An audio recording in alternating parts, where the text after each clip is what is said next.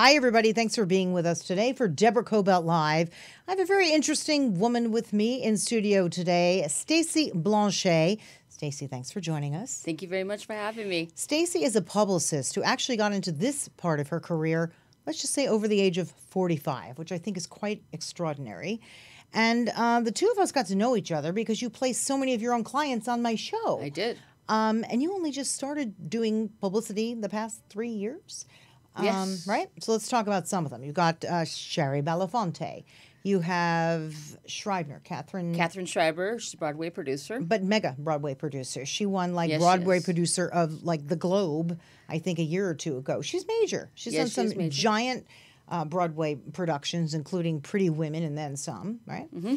You've got the writer and director of 83 Days. Correct. And I'm also a producer on the film. That's an incredible film. It was done as a short about a young man who was put to death, a young black man who was put to death for crimes that allegedly he never committed. And that's one of the most beautiful films I've ever seen. I've become friends with all of the clients you place here. They're very likable. Yeah, you've been involved with women's museums. You've been Yes. involved in fashion. Valentina Quinn, let's not forget her, beautiful and such a brilliant filmmaker. Yes, ma'am. Yes, sir.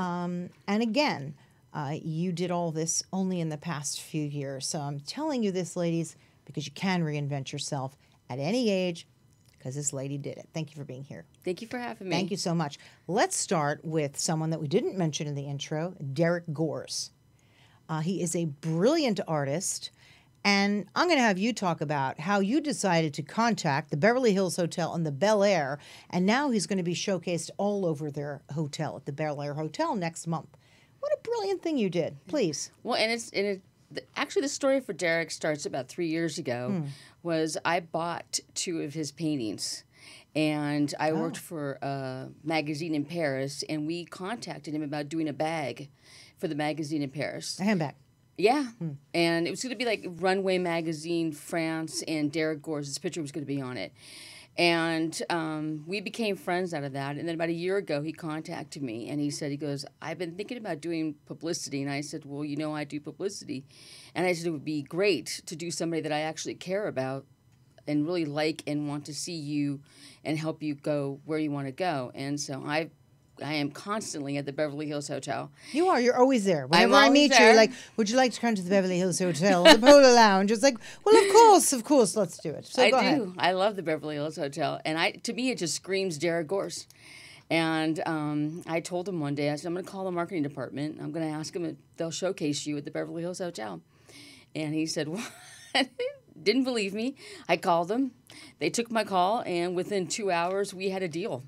On the same day that I called them, it started. But you are so boots on the ground. If you see something or a client that should be over here, you just break all protocol and you just make the call yourself and say, I do. I have an idea for you. And you're so genuine but quite persuasive that it's almost impossible to say no. So next month, right in February, he's having an exhibit of his work at the Bel Air Hotel, which is co-owned with the Beverly Hills Hotel, right? Well, and what makes it really unique is this is the first time in their 100-year history they've ever done it. An artist in So Derek is residence. their first. Yeah. And so I think that what's been fantastic is working with them, their PR department, in not only Los Angeles, but their PR departments in London. So everything that they do has to go through London. So I have been in constant communication working with London and using their PR department, making sure that our press releases are in sync, and we talk to each other about who we're reaching out to in the press. But we're going to do 2 workshops during the Oscars. And then we're going to do a private party for their VIP people at the Hotel Bel Air. And then Derek's work will be showcased for the entire month at the Hotel Bel Air. I love Derek, and I love his work. He's very humble. Everything that you're looking at up there, they are pieces of magazines. And he actually collects stacks and stacks of magazines, and he cuts out pictures. Actually, I should say he tears out photos, pieces of the photos, and he places them where they should be. Look at these works of art. He even gets into the eyes of a person. I know that he had one, which I don't think I gave to you, of Hugh Hefner, which is one of the most Playboy one. Yeah. brilliant that He was he's commissioned ever for done. that. He was commissioned for that. And I could tell Kurt's looking it up. And when you look into the eyes, I remember saying to Derek, how did you do that? And it's just through instinct. He knows when something's going to work. And so do you. Yeah, right? well, thank you. You know when something's going to work. Let's talk about Valentina. Love Valentina. She's become a friend of mine also. Her husband was of the Quinn family, and sadly he died very young in his life and career. But she's carried on his name. Brilliantly. Brilliantly. She's also comes from a very affluent family in Italy, filmmaking family. So she's combined all of that knowledge. And how did you find Valentina, and how do you represent her work? Well, we actually met on Facebook, which is... So did we. Yeah. But again, you just reach out to people boldly and say, hey, you, I'm interested in talking to you. And it's like, well, who is this lady? But go ahead. We met on Facebook, and she saw that I was doing publicity. And one day I saw some of the work that she was doing, and I said, you really need to be out there front and center talking about the humanitarian type of stuff that you do. Everything about her films is all social impact. She's not playing on a local stage, not even a national stage. She's playing on an international stage. She's met the Pope. Need I say more to you? And she also is another one. She called the Vatican. And every day for 2 weeks, she spoke to a higher level Vatican person, right? Yeah. And they wanted to get to know her. Who are you? Why are you doing this film? Because she did a film that also would highlight the Pope, if I recall correctly. It was one rock, three religions, and it was the Israeli-Palestinian issue. Brilliant. That's centered around a religious rock area in Israel that all the religions, and I thought it. Look, she's won a lot of awards from it. Oh, she's brilliant, beautiful, smart, very intuitive. And I guess the Vatican saw the same thing, and they invited her to come. I think she had a day or two to collect her entire crew, and off she went. But that's Valentina, and these are the kind of people that attract you. Well, and I think Catherine's the same way, too. Oh, the Broadway Catherine producer. Schreiber I loved her. she started later on in life, as she would put it, and through doing the PR, getting a chance to get to know her. I met her actually also through Facebook. I reached out to her to do an interview of her. And we did an interview, and it was published, I think, in about 9 magazines. And it was all about, I really wanted to showcase how somebody not only does this a little bit later, but how you do it when you've never done it before. What was she doing before that? I actually can't even remember. I've always just known her as Catherine, the Broadway producer. I'm not really I know that she's done acting, and I know that she does screenwriting. I just am not sure that that was her main thing. Well, when you win Global Broadway Producer of the Year, let's just say her work is recognized internationally. Yeah. But again, and she's the first female to win it as well. I know, and that's so impressive. And again, another woman over 40, 45. Yes. I like to call it that because that's what's so impressive about you and about a lot of women doing incredible work over 40, 45, over 50, over anything. Let's just get the age and dump it. Because you really can do something if you believe in it with all your heart, right? I believe so. And just don't take no. Don't take no, right? Well, or you take the no, you figure out why they're saying no, and then you learn from it and listen to them and go forward with it. So you can have a no. There's nothing wrong with a no. I hear them all day. Yeah, I hear them all day too. Yeah. So, I mean, but I also pay attention to what people are telling me. Like, don't do this but do it this way. No, we can't accept this, but we'll accept this. So you listen carefully. Absolutely. You don't have just to. continue your own path. You say, why would they say that? Now, you may or may not agree, but you take the time to listen. Well, and I also think that one of the most important lessons that I learned was when I started doing fashion designing. And this was just out of the blue, one of my side projects that I did in 2010. And I was so excited. I set up this very first photo shoot was here in Los Angeles, and it was over 2 days. I paid for hotel rooms, staff. I had a couple of models. We did 19 locations all around Los Angeles. I was very proud of this photo shoot, and I submitted it to 40 magazines across the United States, and it got 0. And it was so bad that editors wrote me letters. They called me and told me how bad the photos were. Not about how bad the clothing was, but they were, Stacey, do you realize that your model has wrinkles in her knees? I mean, just little stuff like Photoshop. Heaven forbid.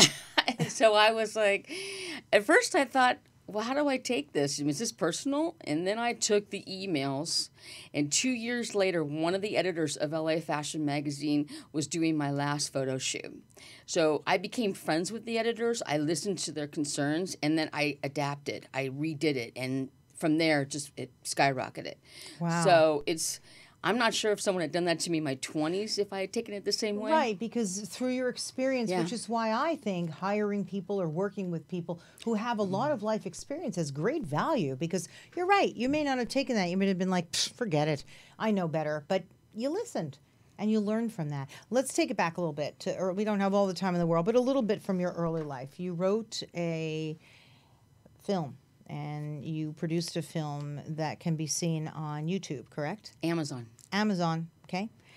The Journey to Myself. And you did this in 2004, right? 2004?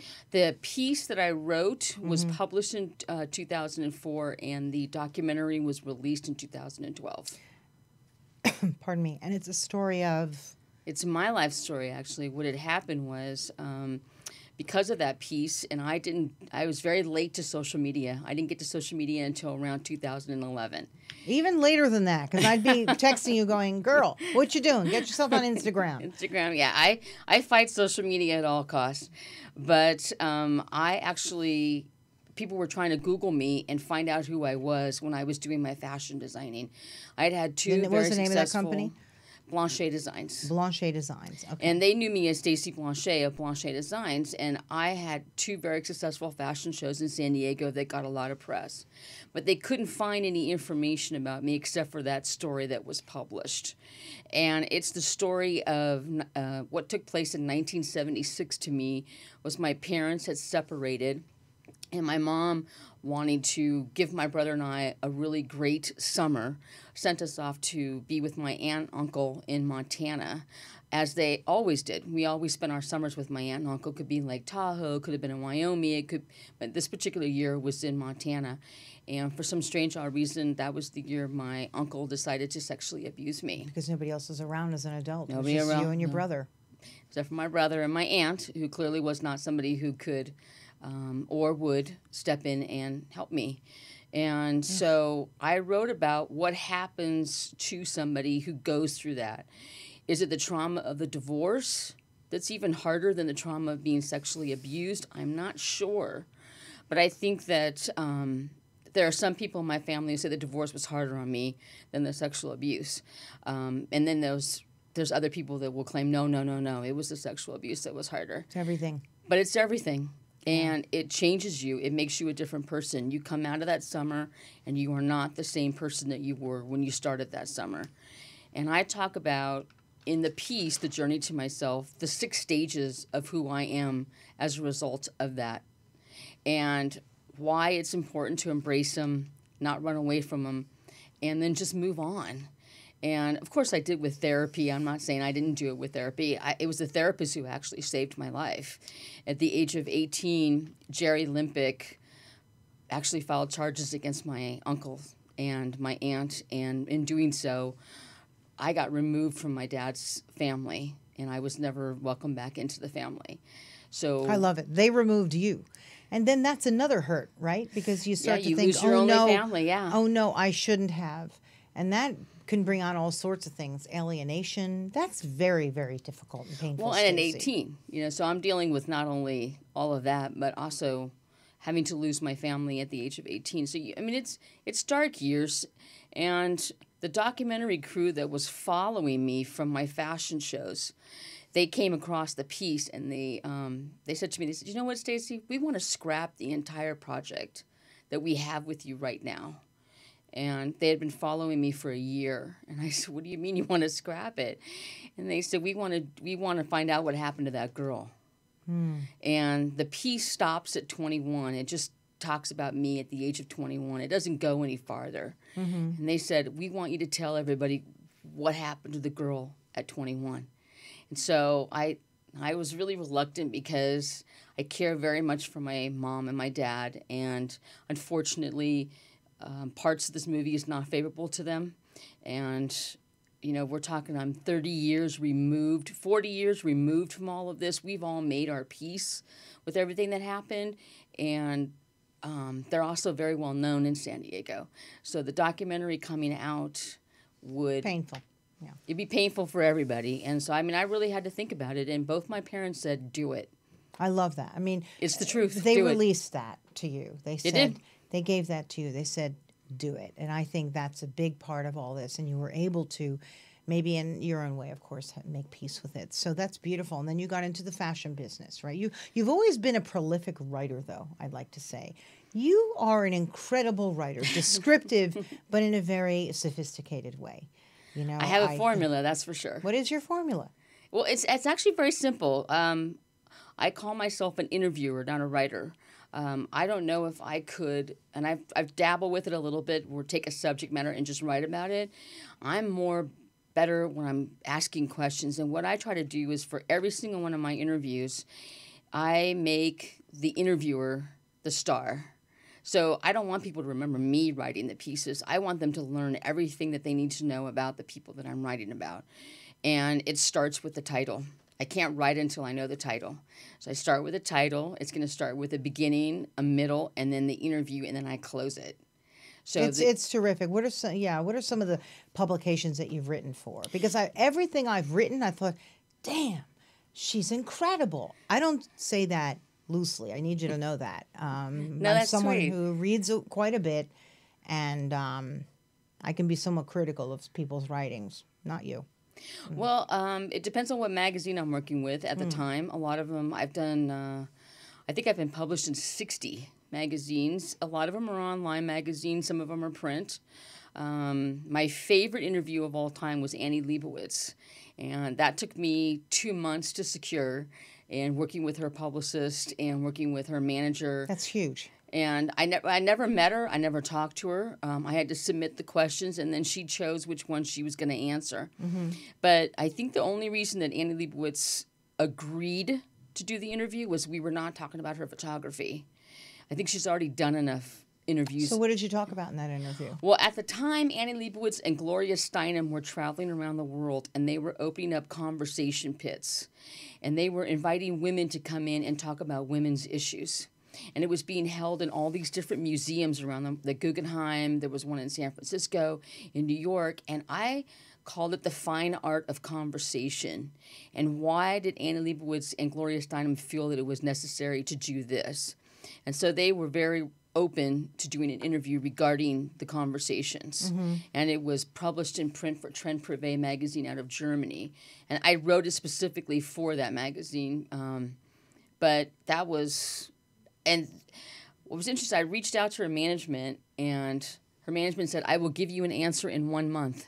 And 1 month to the day. You got it. I got the answer. It was like, I just couldn't believe how professional. I think one of my favorite interviews was Larry Namer, who was the founder of E-Television. Yeah. And I wanted to do a whole thing on the power of television, because I am not a big fan of social media. I still think television is the most powerful medium. I wanted to talk to him about the direction that E! Network took television with the reality TV shows. And I really thought that Which was Ryan Seacrest. It was Ryan. Primarily, right? Mm-hmm. A lot of it was his brainchild, wasn't it? I think him and Andy Cohen. And, but I thought I was going to get Larry, in terms of, I didn't think Larry would answer the questions, or I thought he would be really evasive, or... but actually, Larry schooled me. That's happened like maybe on 3 interviews where I thought it was going to go one way, and then I got completely schooled and saw things in a completely different way. Mm-hmm. And to me, is very exciting. I like that when that happens. I even called Larry and said, you know what? I need to apologize to you. I really wanted to do a certain thing, and I said, and you really taught me something different. And I'm the 3rd person he's ever given an interview to. But you've had such a varied career. You did fashion. You also helped people. I found this to be very brilliant, which talks a lot about your marketing skills, which we're going to get into in a moment. You had a company called Your Own Girl Friday, because you would help people do whatever, and you still do that to a certain extent. Whatever it is they need in their home, you help them with. And your father even coined that name, Your Own Girl Friday. My grandfather. Your grandfather. Yes. And I like what you did, how you got yourself working with realtors who were closing escrow. What did you offer to people, and how did you work in conjunction with realtors? What did you do? Well, when I first started Your Own Girl Friday, which was in 2005, I was running ads in local newspapers in San Diego. And my dad had said, and this was during the boom when houses were selling like crazy. People were closing escrows 5, 6, 7 times a month for realtors. And my dad said, if they give you as a gift, it could go as a tax write-off for the closing costs of their escrow. God, how smart. And so I did a presentation for all of the high-end realtors in La Jolla, in San Diego, and told them, I said, I will offer you this. I'm giving away gift certificates. If you want to buy them, you can give them as gifts to your clients as they move into their new homes. And I came up with a price, which was $600 for the first day and $1,000 for 2 days. And within, I think, 2 months, I had already had 18 clients. That's kind of brilliant. It was a lot of work. Right off for them, work for you, lots of clients that you're building, but it also just goes to show your smarts with marketing. Now, let's briefly touch on social media, women of a certain age getting into business, because I am a proponent of social media. I think it's a waste of time to just go looking all day through it. But if you use it constructively, you can really help and tag properly and do all that. You can build a business from ground zero. I know someone who did it, and she cooks in her own kitchen. Her name is Cooking with Fiona. And she ended up getting the likes of BuzzFeed saw her and thought, wow, can we put you on ours? And then, one thing leads to another. There are many people who started businesses doing that. But what did you say to me? Marketing, marketing, marketing. It's always marketing. And that's what you do. You market people, right? I do. It's like a puzzle for me. So, for example, if a client comes to me, I don't have the luxury of saying, I'll get to you some, people pay me to be their publicist. I have to perform and I have to actually get them publicity, or I don't have a client. So I use my social media to showcase my work. Every once in a while, I may showcase something personal, but not really a lot. So it's very easy if people are looking for a publicist. They can go to my Facebook, they can go to my website, which is attached to everything, and they get a chance to see what I'm actually doing for my clients. Which is really boots on the ground. You are so involved. You don't ignore your clients. You will think of stuff nobody else would have thought of, which I find so impressive. I really think that's brilliant, which is why you've been so effective. I mean, you've even worked with Linwood Bibbins, right? I never worked with Linwood. Linwood actually is a friend of mine, but he is a mentor more than anything. There's a guy to be a mentor who is with Reach TV, right? Yeah, he's the CEO, yeah. Yeah, he's pretty incredible. Which, by the way, he was on our show. Yes, he was. And you said to him, Linwood, you're supposed to be on Deborah's show. He shows right up. I mean, it also goes to show the kind of clout you have, Miss. Well, and he actually has been really teaching me about the digital world Very and where it's going, how it actually really does work. It does. What you need to get working in it. If I have questions, I ask him about it. But more than anything, I'm actually reading. I know this sounds really weird, but it's like a lot of people don't do that. I read the business section of the New York Times, and I'm looking at what companies are doing. I'm looking at how companies are. What they're looking for, so that I know who to approach. Digital is everything moving forward. It is. You know that. It's very important. Part of it. One of the things that's really interesting is collaborations. So, for example, the show Project Runway just did a collaboration with their designers with Bergdorf Goodman. And Bergdorf Goodman had a cafe. They're out of business now, right? Barney's is out of business. No, I didn't. No, Bergdorf is still there? Yes, ma'am. Is there one? Okay. Sorry, Bergdorf. Yeah, sorry. No, sorry about that. Yeah, Barney's is out of business, but Bergdorf is there. And Bergdorf has a cafe that they've just launched down below. It's called the Palette Cafe, and they're doing it in collaboration with artists.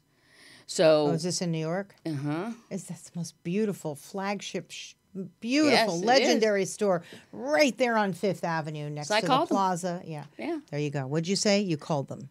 I did. I called the general manager and I talked to him about Derek, and we're working on a deal for Derek to be at. Collaborations are important. What you have to do for someone like Derek has to look at who his clients are. Derek has to look at who's buying his work, and you have to put his work in front of those people. Well, it's so special.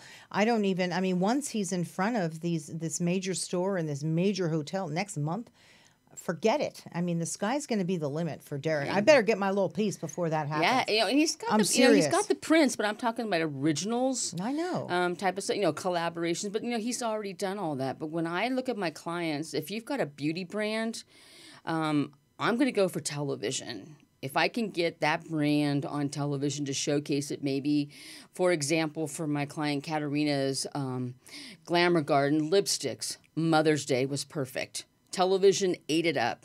So in 1 week, I had her on 4 morning shows, reaching audiences of over 3 million people, and demonstrating with her, talking about the importance of her Glamour Gardens.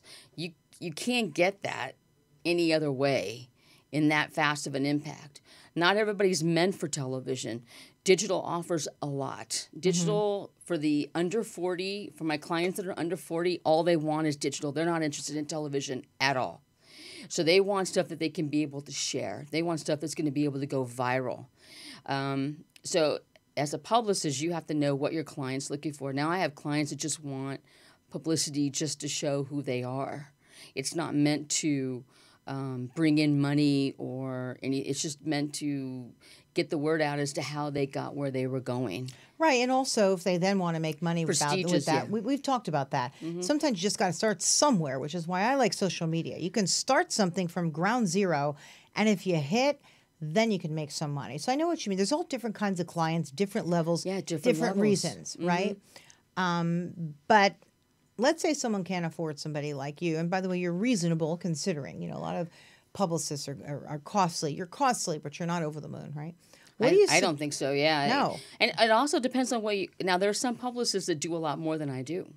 There's some publicists, if you are a publicist for, let's say, a major celebrity, you're handling their travel arrangements, you're handling a lot of stuff that I'm not handling. Hence the price, because they probably have 3 other people working with them. But it's like, I'm not interested in doing that. So. What do you suggest someone does? Especially, let's talk about people over a certain age, because I think there are so many people, I don't really like the word reinventing, but they're getting back into business when maybe they took a step back to raise their kids and be with their families. How do you suggest people get in front of their audience if they can't afford a publicist? What should they do? Oh, well, it's going to depend on what you have. Let's say I'm somebody who's opening up a bakery. Right. Your community newspaper groups. Okay, still. They're doing very well. Community newspaper groups around the country are doing very well because everyone is staying local now. I think so. I hope so. Yes, they're shopping local. They're eating local. I mean, neighborhoods are thriving. I hope so. I know my neighborhood is suddenly, like, stuff's starting to disappear. And I found out from a local restaurant that went out of business they've been there for decades. Wait, they said because too many people are ordering their food in. And, they can't even sustain keeping the restaurant open. They're saying that everything that's being ordered from Amazon is killing them. The local candle shop, the local whatever that you run into to get a gift. People are just ordering it and it's being thrown over the fence. You know what I mean? Oh, yeah. And there's no real interaction. So while local is good, first of all, that stuff killed malls, let's face it. And now it's starting to kill the local communities. People, buy local. For goodness sakes, we're not going to have any communities left. That's how I feel. Well, it's in San Diego, our malls are doing very, very well. Okay. Maybe it's regional. I don't know. I am on the fence about all that. I would like to see the numbers. I would like to see retail compared to shopping online. What the actual... Shopping online is huge. No, I would like to know what the actual numbers are in terms of how much retail is beating shopping online. I actually don't think it is. I don't know for a fact. Look that up, because I've read a lot of articles. I am always on TV watching the business channels, and it's starting to kill them. I mean, good for Amazon. You're doing quite well there. But a lot of the local folks... And it also depends on where you live, too. In L.A., it's a busy town. Traffic is miserable. And people are like, I've had it. I don't even want to go to the restaurant. I'm not going to go pick up a candle. I'll order it. So, yes, but I'm urging people to get out a little more. But you're right. Maybe in your community it's not that way. Well, at least I don't find... Fashion Valley and UTC are doing very, very well. I mean, you can't even get a parking space there some days. I mean, it's like you walk in, it's packed. Movie theaters are packed. I still haven't seen where everybody's saying, the movie ticket prices are down. I go to the movies 4 times least 4 to 6 times a month, and every time I go to the movies, they're packed. Okay, but this makes me happy. I love to hear that. It's more fun to Yeah, go to the I movies. do. I think it's more fun to go to the movies. I don't like to watch a movie at Yeah, home. you get your crappy popcorn and you just sit there. It's got too much butter. It's just a fun experience, right? You go there and it's because you're around other people. But let's get back really quickly because I'm going to have to let you go in a moment. So let's talk about marketing. Yeah, I think if you're a local, you need to do your advertising locally. Okay. You need to do your social media locally. Every business should have social media. It should be geared towards bringing people that live around you and then letting the word spread around you. If you are national or even like statewide, you've got to invest in some serious marketing. I mean, there's no But you can't get off the ground without marketing. You cannot get off the ground without marketing. And if you're an e-commerce site, it's even more difficult than that because you've got to develop. I have seen more problems with my clients. I had some clients that developed a children's game. And when they were developing this children's game, the one thing that they didn't take into consideration was the shipping costs. And when it came back after developing it in China, it was just a little too big for the main envelope that they wanted to ship it in, and they had to go one higher. And that cut all the way into their profits. Or they made a mini little board. Well, they couldn't do it. You would have to redo the entire shipment. So, and, you know, I worked with them on doing national press and then regional press. And we were able to get regional press, but until the regional press took off, the national press is not going to take off. So I think that people need to really sit down, talk to somebody about what it is that they want. Unless you're really good at marketing, you're going to have to hire somebody that knows how to do marketing. And I've seen more mistakes from people that I know that hire people that claim that, you know, they're friends and we could do this and we could have a lot of fun. And then a year later, you're going out of business. So, yeah, you had a lot of fun, but, you know, you need to strategize. You need to strategize. Plan, I think I agree with you. I think that's important. I think, putting your stuff out there on social, which could be free, and testing it and seeing perhaps if people have an interest. And then, take out small loans. I agree. I mean, marketing is everything. Yeah. I mean, you can start, you can start really small. If you're a local business, you need the local community. There's no way around. Somebody not coming from out of town to come visit your little bakery shop. They're going to come from your bakery shop, the mom and pops that are going to want to buy, or if you have a special coffee, highlight something or make a contest. I've had clients that thought that they can do it just based on social media, and they were out of business in a year. So if you've got a shop, you've got costs, you've got employment costs, you've got employees, you've got rent, you've got products, and you've got stuff that has to move. So there's a very bills come due at the end of the month. Right. So your point is you really need to strategize. It's great to get out there. But my thing is, I just think, and I know many, many women who are getting out there and they're doing all sorts of things, whether it's for little kids' clothing, like infant clothing, a hair product, face stuff. I mean, and they're making it in their own kitchen and they're putting it out there and they're doing great. And I say, go for it, because I think more people now than ever are trying very hard to get something out on their own, especially people who have not been in the workforce. I like to call it over 45. You could be anything. And the local farmer markets are booming. Oh, there you go. Bingo. I mean, I know more people that shop at the farmer's market. It's really hard to get in there, but we had one that was just down the street from us. At one point was maybe 10 booths. I kid you not, there's probably 200 of them in there now. And people go there every Saturday and Sunday. I do. I'll buy my earrings there. Okay, guys? I'll buy some of my stuff there. Local products. food. Yeah. Products. And don't, one of the things that a lot of the local stores are doing, like, for example, for Walmart's now buying locally. And they're putting in local stores. It's about time. So, I mean people are getting smart. I mean, they're trying very hard to do things differently. You can get stuff on the side, like in Chino Farms in Del Mar, for example. I can go out there and shop for vegetables, and that's where all the restaurants get their vegetables. Right, and it's locally sourced. So I think it's sort of a collaboration. But basically, I wanted to have you on because I admire the work that you've done. Let's just call it, again, over 45, and you've built yourself up to be a very successful publicist. A, by not taking no. B, doing a lot of the hard work yourself, and smart with your marketing. And you've built a very successful empire and business. And I know this is only just the beginning. And I want to have you on just to give other women and men inspiration that they can do it too. If Stacey can do it with one hell of a tough beginning, okay? And all you have to do is just pick up or take a look at your film, right? The Journey to Myself. The Journey to Myself. And to realize if you could have had a successful career 1, 2, and 3 times over and now reinvented yourself again, I just say anyone can do it.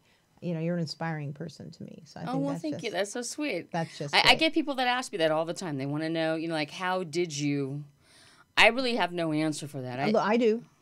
You just go for it. You went for it with me. I got to know you, and I know you've done that with Sherry Belafonte and so many others who you're also working on.